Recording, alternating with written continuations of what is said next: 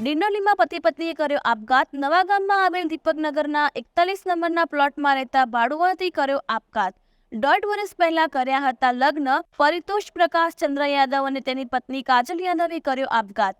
41 નંબરના પ્લોટમાં પહેલા માળે આવેલા રૂમમાં ફાંસી ખાઈ આપઘાત કર્યો। હાલ ડિંડોલી પોલીસ દ્વારા બોડીને પોસ્ટમોર્ટમ અર્થે ખસેડી વધુ તપાસ હાથ ધરી।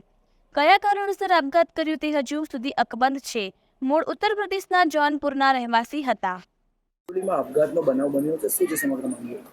ડિંડોલીમાં દીપકનગર સોસાયટી છે, ત્યાં એક આત્મહત્યાનો બનાવ બન્યો છે।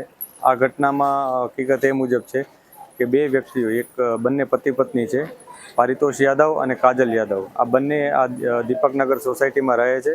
તેઓ અહીંયા રહી અને લેસ પટ્ટીનું કામ કરે છે। છેલ્લા 1 વર્ષથી તેઓ સુરતમાં રહેવા આવ્યા હતા, એ મુજબની માહિતી પોલીસને મળી છે। આજ બપોરના સમયમાં આ જે સોસાયટીમાં ત્યાં જેઓ રહે છે એ જગ્યાના માલિકે ત્યાં આવીને જોયું હતું, તો તેમને આવી પરિસ્થિતિમાં મળી આવતા તેઓએ તરત પોલીસને જાણ કરી હતી। પોલીસે તત્કાલ કાર્યવાહી કરતાં અહીંયા પહોંચી ગઈ હતી અને અહીંયા આવીને જોયું હતું તો દરવાજો અંદરથી બંધ હતો, તેથી બાજુમાં જે બારી હતી એમાંથી પ્રવેશ કરી અને પોલીસે આ જે બંને બોડી છે એને ઉતારી અને આગળની કાર્યવાહી શરૂ કરેલ છે। બંને ડેડ બોડીને પીએમ માટે મોકલી દેવામાં આવેલ છે અને જે પણ પીએમ રિપોર્ટ આવશે એ મુજબ આગળની કાર્યવાહી કરીશું। આ બનાવનું શું કારણ છે એના માટે અમે અત્યારે તપાસ કરી રહ્યા છીએ। હાલ કોઈ સ્પષ્ટ વિગત સામે આવી નથી। જે બનાવ સ્થળ છે ત્યાં અમે